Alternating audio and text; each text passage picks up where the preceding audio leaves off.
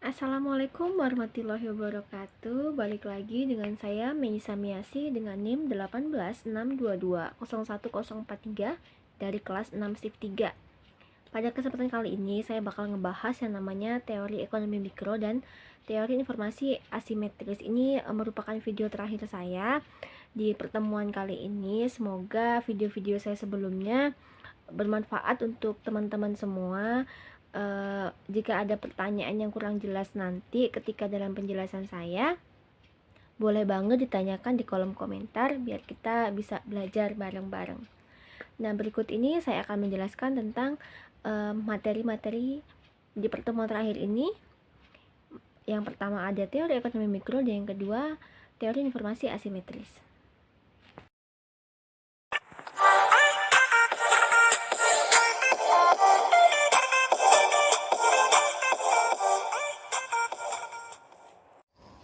Nah, yang pertama saya bakal ngejelasin yang namanya teori ekonomi mikro.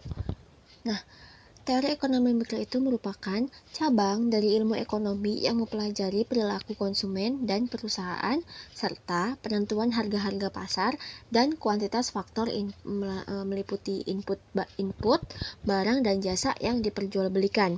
Nah, ekonomi mikro ini meneliti bagaimana sih berbagai keputusan dan perilaku tersebut mempengaruhi penawaran dan permintaan atas barang dan jasa yang akan menentukan harga dan bagaimana harga pada gilirannya menentukan penawaran dan permintaan barang dan jasa selanjutnya menurut Lutfia tahun 2013.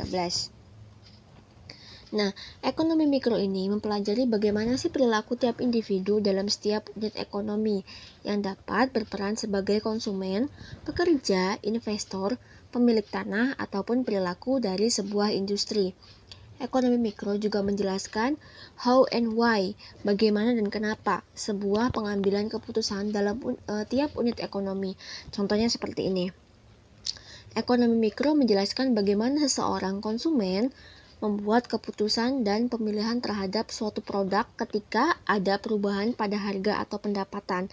Sering terjadi ya di sekitar-sekitar kita bahwasanya kenaikan harga dan naik turunnya pendapatan itu sangat berpengaruh ketika kita akan membeli suatu produk seperti itu. Nah, ekonomi juga dapat menjelaskan perilaku industri dalam menentukan jumlah tenaga kerja, kuantitas, dan harga yang terbaik menurut Lely tahun 2016. Nah, dalam teori permintaan dan penawaran ada yang namanya komponen mikro yang mempengaruhi permintaan dan penawaran suatu produk atau barang ya, ataupun jasa menurut Will Hetaria tahun 2013. Nah, yang pertama itu ada namanya interaksi di pasar barang. Yang kedua, tingkah laku pelaku ekonomi, penjual dan pembeli. Lalu yang ketiga ada namanya interaksi dalam pasaran faktor. Yang pertama itu tadi ada namanya interaksi di pasar barang. Nah, komponen pertama dari ekonomi mikro interaksi di pasar barang adalah kegiatan dari pasar barang. Nah, interaksi yang terlihat dari pasar barang ini adalah kegiatan tawar-menawar antara penjual atau produsen dan pembeli atau konsumen di pasar. Nah, aktivitas ini secara tidak sadar bisa membentuk suatu harga yang telah disepakati oleh dua pihak yang bersangkutan. Nah, kesepakatan harga yang terjadi inilah yang bisa menghasilkan sebuah harga keseimbangan di dalam pasar tersebut. Nah, ada juga teori ekonomi mikro dapat mengetahui dan menganalisis permasalahan yang ada di dalam interaksi pasar tersebut. Nah, yang kedua itu ada namanya tingkah laku pelaku ekonomi antara penjual dan pembeli. Nah, pada ekonomi mikro, perilaku konsumen adalah bagaimana sih konsumen itu bisa memenuhi kebutuhan hidupnya dengan pendapatan yang terbatas. Lalu, ada juga sedangkan pada produsen tingkah laku yang menjadi fokus kajian adalah bagaimana mereka bisa memperoleh keuntungan sebesar-besarnya. Di sini bisa dilihat ya teman-teman bahwasanya interaksi penjual dan pembeli itu sangat mempengaruhi ya, seperti itu. Misalkan kita sebagai konsumen ya pengen barang yang murah tapi berkualitas dengan harga yang murah gitu ya, karena kan seiringnya ini harga akan terus naik, pendapatan kita masih gitu-gitu aja seperti itu. Sementara produsen itu ya namanya penjual ya, pasti menginginkan laba yang maksimal seperti itu. Nah, ada 3 asumsi yang bisa digunakan untuk menganalisis perilaku dari produsen dan konsumen, yaitu yang pertama, produsen dan konsumen melakukan aktivitas perekonomian secara rasional dan terbuka. Jujur ya, jadi dalam artian itu jujur lah gitu, jadi tidak menaikkan harga yang terlalu signifikan. Nah, lalu yang kedua, aktivitas produsen dan konsumen dalam pasar dilandasi dengan tujuan-tujuan yang ingin dicapai. Yang ketiga, konsumen berusaha untuk mendapatkan kepuasan maksimal. Begitu juga dengan produsen yang menginginkan keuntungan maksimal, seperti itu. Nah, yang ketiga atau yang terakhir itu ada namanya interaksi dalam pasaran faktor. Nah, pasar-pasar faktor menjadi fokus kajian dalam ekonomi mikro karena pasar menyediakan faktor produksi yang dibutuhkan oleh produsen rumah tangga yang bisa digunakan untuk menjalankan kegiatan produksi. Nah, faktor produksi tersebut meliputi sumber daya alam, sumber daya manusia, sumber daya modal, serta kewirausahaan. Faktor tersebut disediakan oleh rumah tangga konsumen. Nah, rumah tangga konsumen akan mendapat balas jasa dari peranannya menyediakan faktor tersebut, yaitu konsumen akan mendapatkan apa yang mereka mau. Nah, bisa ditarik kesimpulan bahwasanya ekonomi mikro itu mempelajari bagaimana sih suatu perilaku atau aktivitas dari berbagai pihak yang termasuk ke dalam ekonomi mikro bisa mempengaruhi permintaan dan penawaran atas suatu produk, baik harga tersebut akan menentukan jumlah permintaan dan penawaran selanjutnya. Adapun beberapa komponen yang dapat mempengaruhi permintaan dan penawaran pada suatu produk, yaitu interaktivitas dan tingkah laku pelaku ekonomi, sehingga berdampak kepada kepuasan konsumen dalam pembelian ulang. Jadi adanya namanya sistem penawaran dan permintaan ya, seperti namanya permintaan itu kan dari konsumen ya. Jadi sebisa mungkin konsumen juga, kita harus bisa memuaskan konsumen dengan harga yang bisa bersaing dengan para kompetitor dengan kualitas yang bagus gitu, dan kita juga dapat laba yang maksimal seperti itu. Kita lanjut ke materi selanjutnya.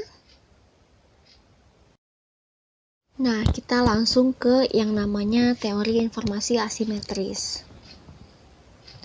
Nah, teori informasi asimetris ini pertama kali dicetuskan oleh Arrow tahun 1963 dalam suatu artikel yang berjudul Uncertainty and the Welfare Economic of Medical Care di jurnal American Economics Review. Nah, sedangkan istilah informasi asimetris ini digunakan oleh Akerlof tahun 1970 dalam karyanya dengan judul The Market for Lemons, Quality, Uncertainty, and the Market Mechanism. Nah, ia itu menyebutkan bahwasanya dalam pasar barang kacangan yang seperti itu nilai rata-rata dari suatu komoditas cenderung turun, bahkan untuk barang dengan kualitas bagus sekalipun. Nah, informasi akuntansi yang berkualitas berguna bagi investor untuk menurunkan ketidakseimbangan informasi atau asymmetry information. Nah, ketika terjadi perbedaan informasi yang dimiliki antara investor dengan agen perusahaan, yaitu ketika investor memiliki informasi yang kurang lengkap sedangkan agen perusahaan memiliki informasi yang lengkap. Nah, maka perbedaan tersebut dikenal sebagai informasi asimetris. Nah, informasi asimetris dapat menyebabkan adanya kerugian bagi pihak investor, sehingga regulator selalu meminta agar perusahaan yang telah terdaftar di pasar bursa efek untuk melakukan transparansi dan mengumumkan seluruh informasi yang dimiliki agar tidak ada pihak yang dirugikan.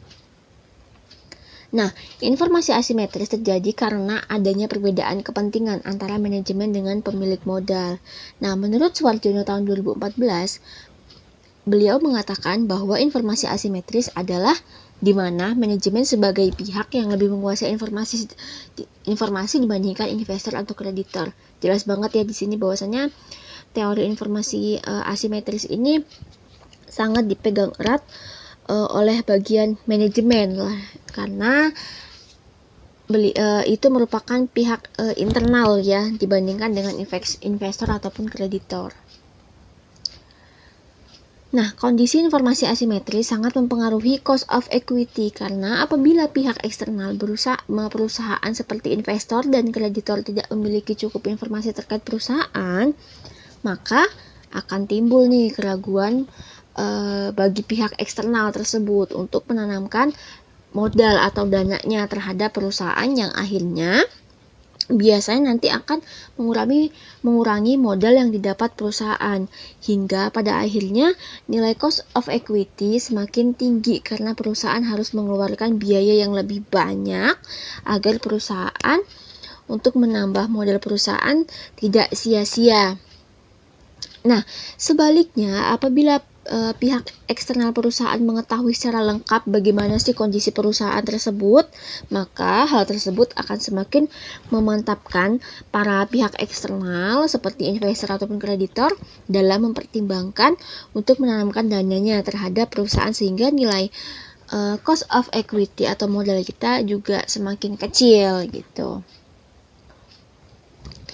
Nah, selain variabel dependent cost of equity, teori informasi asimetris juga tercermin melalui variabel independent asymmetric information. Nah, apabila ketimpangan informasi antara pihak manajemen dengan pihak eksternal, terutama bila informasi mengenai perusahaan yang dimiliki pihak eksternal lebih sedikit dibandingkan informasi yang dimiliki manajemen perusahaan, maka kondisi tersebut lebih banyak merugikan perusahaan terkait usahanya dalam menambah modal.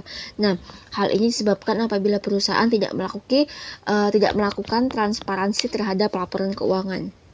Jadi sebenarnya komunikasi antara perusahaan dengan investor itu juga harus bagus. Karena apa? Karena untuk memantapkan para kreditor ataupun investor agar mau menanam saham atau menanam modal gitu terhadap perusahaan kita. Jadi modal yang kita keluarkan pun akan semakin sedikit dibantu oleh investor dan kreditor. Seperti itu. Nah, saya rasa cukup sampai di sini video saya. Mungkin ini video terakhir saya di pertemuan ke-14 dalam mata kuliah saya, yaitu teori penelitian akuntansi dalam perspektif penelitian akuntansi. Sebelumnya saya mohon maaf apabila ada salah dalam pengucapan kata atau ada materi-materi yang belum bisa teman-teman pahami, boleh banget tanya di kolom komentar. Di sini kita masih belajar bareng-bareng. Apabila ada kesalahan, ya mohon dibenarkan karena kesempurnaan hanya milik Allah Subhanahu wa taala. Saya akhiri, wassalamualaikum warahmatullahi wabarakatuh.